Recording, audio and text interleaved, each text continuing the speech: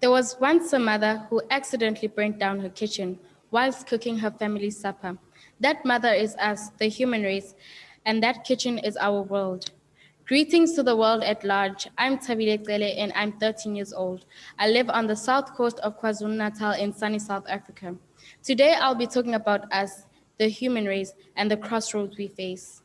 When God created Earth, humans were meant to benefit from nature and vice versa. But along the way, something had gone horribly wrong, and the benefit became one sided whilst the other suffered. The effect of human activity on nature has been divided for everyone to see, but from my perspective, people choose to turn a blind eye. We have failed to protect our Earth simply because we choose to promote economic growth and neglect to sustain and preserve nature. The main culprit currently being in the industrial sector, which has put our planet and biodiversity under great threat. The consequences of their irresponsible actions have resulted in massive wildfires, floods, melting glaciers, and unprecedented heat due to carbon emissions. Humanity is at a crossroad. We live in a bountiful planet, but we will drive it to poverty because of the choices we make.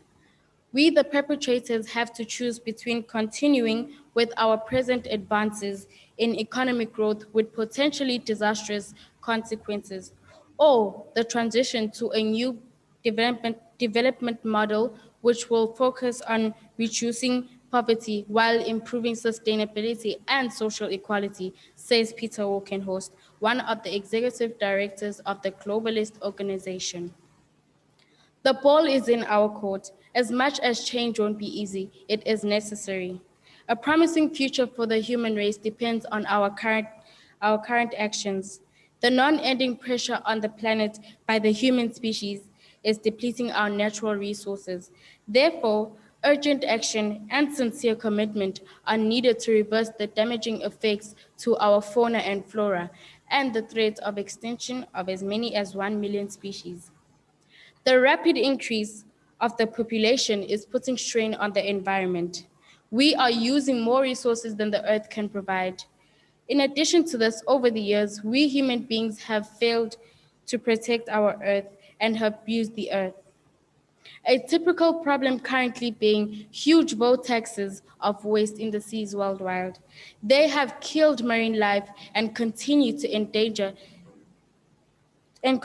threaten endangered species. If change doesn't occur soon enough, the consequences will be severe for both human and nature. Therefore, we human beings need to seriously rethink the use of plastic, which ranges from sweets and chip wrappers to plastic packets and bottles. There must be a change to using reusable material, which is easily biodegradable. Our health is already compromised by many health conditions such as cancer, diabetes, hypertension, and so on.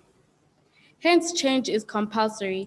As we seek to reboot the global economy, how we prioritize and direct our resources will either secure human economy and environmental health for future generations, or take us down the gray path that has brought with it the suffering we are seeing today. In conclusion, the choices we make from now will either make or break us. Let us not be selfish and rather consider the generation to come. What legacy are we leaving behind for them? I implore you, dear human beings, let us take care of our earth in order for our earth to take care of us. Thank you.